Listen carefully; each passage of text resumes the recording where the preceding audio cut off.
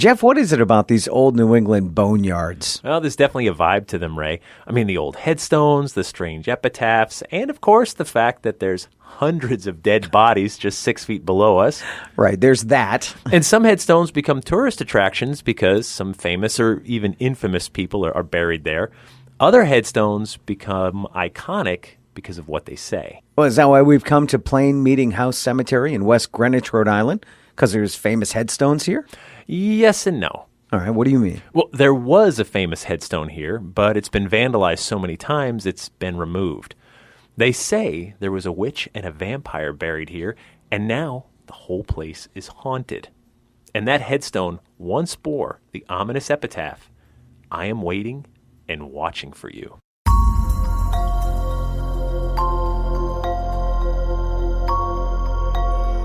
Hello, I'm Jeff Belanger, and welcome to episode 251 of the New England Legends podcast. And I'm Ray Auger. Thanks for joining us on our mission to chronicle every legend in New England one story at a time. We're always on the hunt for tales of ghosts, monsters, eccentric people, odd history, true crime, roadside oddities, and other weirdness in New England. And we get most of our story leads from you, so please reach out to us anytime through our website, our social media, or through our super secret Facebook group. And be sure to keep listening to After the Legend, the second half of this podcast. So, Ray, Father's Day is coming up. It is. And we're both dads. We are. And this month, we were named number 2 in Podcast Magazine's Top 50 Dads in Podcasting. Wow. There's a really cool 4-page interview and article on us in their latest edition, so thank you for that. It's an honor to be there for sure, Jeff. Now, before we go looking for witches and vampires in this Rhode Island cemetery, we want to take just a minute to tell you about our sponsor, Nuani Herbals. This is a big week for Nuani Herbals. Oh, yeah? Why is that? Because this week they officially launched 2 new tea flavors just in time for summer. Nice. Kimberly and Rod from Nuani have told us some of their first batches on the way, and I can't wait. Now, first, there's Blueberry Cinnamon, a very good blend. I get it. It's got real blueberries, cinnamon, and of course, green tea leaf and other natural ingredients. Blueberries have antioxidants, and they're so good for you. Try a cup with your breakfast. And then there's Peach Nilla, which contains peach, of course, vanilla, lemon balm leaf, and other natural ingredients. This tea is also naturally caffeine-free and perfect, whether you want it hot or cold. So, Ray, we are New England guys. We are. But our friends in the South know how to make better iced tea. It's True. Just a fact. The trick is you have to add the sugar, if you're going to add it, while the tea is hot, because the sugar melts and blends better. Then you cool it down with ice and enjoy. Little pro tip for you. Nuani Herbals also has many other flavored teas that are perfect for every mood. You've got to get to their website and try them for yourselves. Let Nuani Herbals help support your healthy lifestyle. Check out the Nuani Herbals website to see all their great products, and you get 20% off your order when you use the promo code LEGENDS20 at checkout. Visit NuatiHerbals.com. That's Nuwati Herbals with an S.com. All right, so we're at Plain Meeting House Cemetery in West Greenwich, Rhode Island. We are. All right, it's called Plain Meeting House Cemetery because it sits right next to Plain Meeting House. Yep, you can't miss the meeting house. And it's well named. That building is as plain can be. It's a simple rectangle, not very big, 1 story with 2 doors on one side and 4 windows on each of the 2 long sides. It was built in 1822 as a meeting house to be used by all local Christian congregations. And though plain is a good description of what it looks like, it's called plain because it was built on the plain of West Greenwich Center. The church who used the building most often was the West Greenwich Baptist Church, which is why this cemetery is sometimes called the West Greenwich Baptist Church and Cemetery. All right, got it. But we're not here for the meeting house. We're here for the graves. One grave in particular. We're looking for the final resting place of Nellie Vaughn. Some say she was a witch, others a vampire.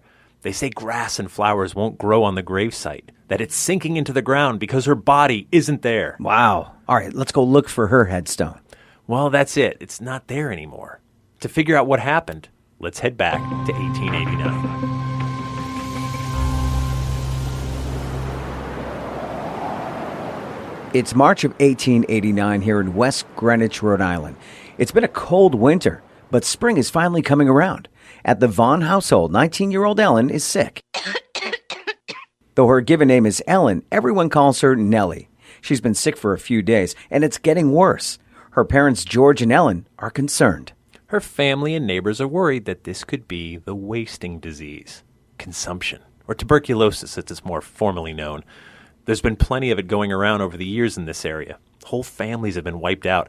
Anytime someone so much as coughs, everyone's nerves get a little jittery. Well, there she goes again. It's late March and Nellie is only getting worse. The family physician pays the Vaughns a visit. He doesn't believe Nellie has consumption. The doctor believes it's pneumonia, which can be just as deadly. As the days go by, Nellie's condition deteriorates. She's gasping for breath as she slowly drowns in her own sickness. It's March 31st when Nellie draws her last breath.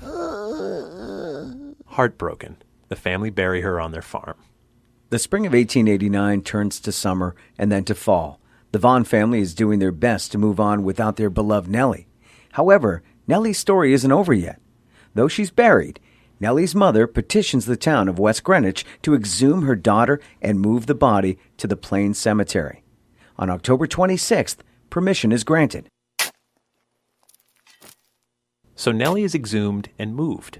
The superstitious sort may call that a bad omen. Some figure bodies need to stay buried where they're buried. But obviously it's the family making these decisions. They're being both respectful and careful. At Plains Cemetery, Nellie Vaughn is reinterred into the grounds and a headstone is placed for her marker. Ray, read the inscription. Okay. It says, Nellie L., daughter of George B. and Ellen Vaughn, died March 31st, 1889, in the 19th year of her age. Whoa, the last line is ominous. It says, I am waiting and watching for you. Creepy, right? Very creepy. Still, everything else about this headstone looks pretty basic as far as size and shape. It fits in here at Plains Cemetery. Yeah, it does. So, earlier you said we'd be looking for a vampire or a witch? Yeah, I did. Okay, so our next stop is to jump ahead in time 75 years. It's October of 1964, and class is in session at Coventry High School. Ray, you know how hard it is to keep the attention of students. Of course. It's an endless battle for teachers. I gave my teachers their fair share of aggravation in my school years. Yeah, me too, for sure. Well, it's no different here at Coventry High. Sometimes you gotta dangle a carrot. For one teacher, that carrot is a spooky local story. This teacher spins the yarn that there was once a local girl back in the late 1800s, and some people believe she was a vampire, that she would feed on her victims in the night. They even dug up her body. It's all true. The teacher told her class. It was in the newspapers. They burned her heart on a rock to try to break the vampire's curse. She's watching and waiting for you. Year after year, her students hear that story. Some got curious enough to go searching. One night, a bunch of kids from the Coventry soccer team pulls into the Plain Meeting House Cemetery, and there they find the grave of Nellie Vaughn. And there's the inscription at the bottom, I am waiting and watching for you. So the kids notice the grass doesn't seem to grow on Nellie's grave. And there appears to be a depression in the ground, almost like it's like the grave sunk in. As more years go by, more kids come searching for Nellie's grave. Some break off chunks of the headstone as a souvenir. Others are more destructive and break the stone, knocking it over. Everyone is intrigued by the vampire or the witch that is Nellie Vaughn. And that brings us back to today. Okay, so there's a lot to unpack here. Now, this story sounds familiar. And it should. Exhuming the body, burning the heart. We've heard this before. We sure have. Back in episode 84 of the podcast, we explored the story of Mercy Brown, the Rhode Island vampire from Exeter, Rhode Island, which, of course, is the next town south of West Greenwich. So was Nellie Vaughn believed to be a vampire? Okay, so quick refresher on vampires for those who are new to New England legends. Long before Twilight, before Count Von Count from Sesame Street, Nosferatu, and even Bram Stoker's Dracula, vampires of folklore were walking corpses who fed on the vitality of the living. They're around in times of plagues, especially consumption. And when medical science doesn't have an answer, folklore always does. Stop the vampire, and you may break the curse. Right. When you're scared and desperate, you'll try anything to save your loved ones and yourself. We've seen this before. Mercy Brown wasn't a vampire either. She was a young woman sick with tuberculosis in a family that was hit hard by this plague, so they tried something extreme. No one believed Nellie Vaughn was a vampire at the time of her burial or shortly thereafter, which is a critical time period for someone to accuse you of being a vampire. After you're in the ground for a few years, you're not usually a suspect anymore. So it sounds like this school teacher was telling pieces of the correct story of Mercy Brown. But either through a miscue or something else, students identified Nellie Vaughn as being the vampire instead of Mercy Brown. That's pretty much what happened. So many people came here looking over the years that her grave was trampled. Grass didn't grow. And eventually the headstone was vandalized so many times that they took it down. Today, Nellie Vaughn has no marker. Now, there's plenty of old burials here at Plain Cemetery. There are. And like most self-respecting New England cemeteries, this also has a haunted reputation. Sure. There's reports of an apparition of a ghostly woman in an old-time dress floating through this boneyard. Many assume it's Nellie Vaughn's restless spirit, angry that her body had been moved from its original resting place on the family farm, or that she's angry that her grave has been desecrated, or that her spirit is around to right the wrong of calling her a vampire. And this gets to the heart of a legend. They're living, breathing entities. They're born, they can relocate, marry, and they can die. But a legend can only die if we stop talking about it. If not for this teacher's story and mistaken identity, Nellie Vaughn would have just been another name in a sea of gravestones. She would. But there's still that epitaph. I'm waiting and watching for you. The funny thing about that epitaph is it's not unique. Other headstones around New England have used it, or one just like it. Those kinds of epitaphs got trendy, but then seemed creepy later. Add a good story behind those ominous words, and you've got a legend we're still talking about today.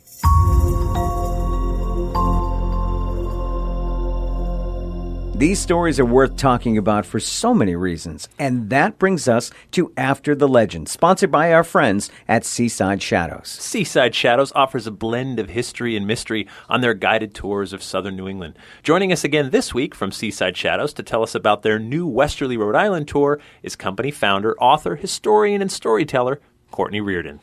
Hey, Jeff and Ray, thanks for having me. Rhode Island definitely has no shortage of spooky tales about witches, vampires, and ghosts. And in fact, that's exactly why we are opening a brand new tour location in historic Westerly, Rhode Island this summer. Just down the road from Esquamaka Beach, the booming little city on the banks of the Pawcatuck River is abundant with supernatural tales. We hope you can join us on our Seaside Shadows Ghost Tour of Westerly as we walk through the quiet Wilcox Park and reflect on the importance of the Babcock and Wilcox families' industrialization with steam boilers and the granite industry forming monuments and grave sites throughout the country. And no, the small town also has some supernatural secrets that will be told by lantern light. Westerly's tales of pirate treasure, true crime, bona fide witches, terrifying shipwrecks, and true paranormal encounters will be told in our brand new ghost tour. SeasideShadows.com is the place to find out about all their tours, both in person and virtual, their events, and murder mystery dinner. Follow them on social media and head over to SeasideShadows.com to start your tour of local New England legends, lore, and true history. Okay, Ray, vampires. Again, love it. We talk about them all the time. We do. They come up a lot. I should point out that most of what we know about the story of Nellie Vaughn comes from Michael Bell's 2001 book, Food for the Dead, on the trail of New England vampires. And we've had Michael on the show before, and if you're interested in New England vampire legends and lore, there's really no better book out there for sure. And we should also point out the teacher who started spreading this story was never really identified. Oh, okay. So another legend. Another legend, right? So there was a newspaper article in 1977 that said the teacher was referred to as he, said, he would tell these stories. But then in Michael Bell's book, he talked to a town historian who said, she told this story. So we don't really know for certain. Perhaps at one point they were identifying with he. Maybe. And then it was she later. Yeah. In the 1970s, so that would have been way ahead of their time, but possible for sure. So we don't know how it got started, but we do know that the story has stuck around. And, of course, Nellie Vaughn was exhumed, right? So you hear the story, you're like, a girl who was dug up. Nellie Vaughn was dug up. Mercy Brown was pulled out of the keep. Not exactly dug up, but sort of.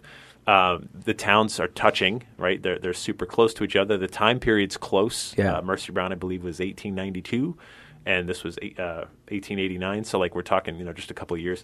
So I get it. And the girls were close to the same age, So I get all that. And when you have just a little bit of information to go on, here's this local cemetery, and that epitaph, Oh yeah. I'm waiting. I mean, that's weird. dude, you kind of want it on yours now, don't you?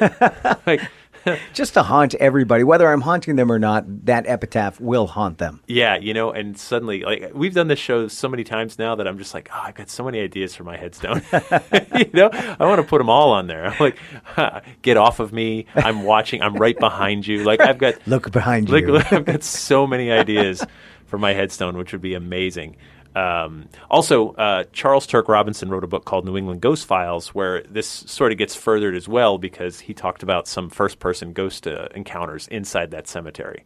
But as we said, just about every New England cemetery has its ghostly stories, and you tend to attach the ghost to the most famous person buried there. And I got to imagine that after a certain point, you get bored telling the same story about Mercy Brown, where you're like, oh, and have you heard this one as well? Yeah. And you start making up new ones based on, Right. some kind of fact. Well, we've done stories of New England vampires all over, not just Rhode Island. Yeah. We've done 2 in Rhode Island. Cumberland, Rhode Island was the other one, and then Vermont. We've covered the story. It's always times of plagues, and those stories got really relevant, didn't they? With COVID, we're like, yeah.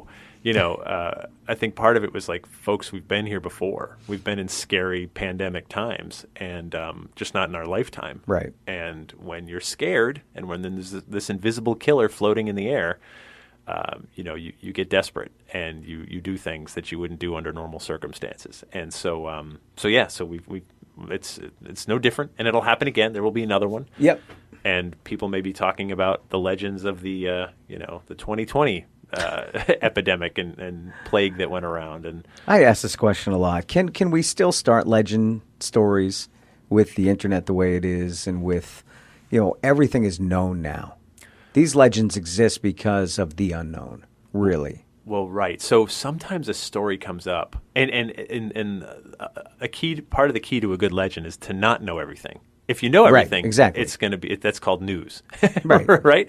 So, like, there's a great story out in Western Massachusetts of the Hoosick Tunnel, and how it's haunted by this horse and buggy that went through and then never made it. Was hit by a train, any number of things, and they say that the rider disappeared with his lantern in the middle of the tunnel because the horse and buggy was found, like, in the woods, and there was no rider there. And you sit there and you're like, oh, that's a great story. But sure. How do you know the one passenger was missing in the tunnel unless the horse told you? Right. Right? And the horse ain't talking. The horse ain't talking. Like, wait, he clicked his hoof 4 times. What does that mean? Disappeared in the tunnel, right? So what happens is our brain fills in these backstories, and we sort of like make up the stuff we don't know. And that's normal, and we connect to it. But the reason it sticks around always is because there's something inherent in it that we're still struggling with. Right. And in this case, too, there's a lot of reasons for that grave to be haunted. I mean, the vandalism is really not cool. That's not right. No. I mean, right. Are you that angry At what? X amount of years later that there might be a vampire in the ground, dead already? Right. She's not She's not going anywhere unless you believe that she will rise someday. But what's with the vandalizing? So a couple things. Number one, you ruin it for us. We can't go see the headstone anymore. Right. You ruin it for everybody. But that's someo's sister, brother, daughter. And somebody loved that person. Somebody loved that person, and like that could have been you for any number of reasons. And it's just it's not okay. Take only pictures, right? Take a picture. That's fine. That happened with the witch associated with the Conjuring House. Yeah. I remember going to see her gravestone. That's right. And it was it's gone. They took it away. That's gone. Yeah, Bathsheba Sherman. Yeah. So it's just a stump, like a rectangular stump, and there's all the other Sherman headstones around. And people were like, she's a witch, and they would kick the grave over. And, really? Are you that much of a, You know how this world is full of witches? That's a whole thing. Wiccan is a thing now. Yeah, it's it's like been a a thing. thing. So somebody that was a witch 200 years ago, I mean, desecrating their resting place makes no sense. Yeah, no, it's that part is the part that really makes me sad. And so part of the reason we want to tell the story this week is that, number one, it sort of illustrates how a legend works. I think there's a lot of people in Rhode Island that said, like, oh, we had lots of vampires. We had Nellie Vaughn, we had this. And you're like, yeah, Nellie Vaughn, that, you can't call someone a vampire decades later. It's always soon after. Right back then, because there should have been some suspicion then, right, at the time. Like, whoa, if other people were getting sick, and you'd say, well, Nellie died, and this was it, and let's exhume her and do this thing, and it makes the news and stuff like that. Okay, someone suspected, that person of being a vampire, but not in reality. No one ever did until decades later when someone messed up the story of Mercy Brown. And so it's an interesting illustrative point that legends, sometimes we can write the story and let it haunt us. The ghost part, we can dispute that. Like, who knows? Maybe she's just around being like, you guys. Like, but on the other hand, too, kind of cool. Like, she was not forgotten because of a mistake and a really creepy epitaph.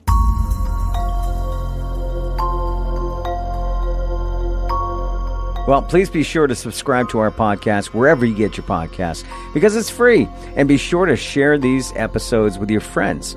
It's how our community continues to grow. We would like to thank our sponsors, Nuani Herbals and Seaside Shadows. I'd like to thank our Patreon patrons, those amazing group of people. Head over to patreon.com/New England Legends to get early access to new episodes, plus bonus episodes and content that nobody else gets to hear. And, of course, our theme music is by John Judd. Until next time, remember, the bizarre is closer than you think.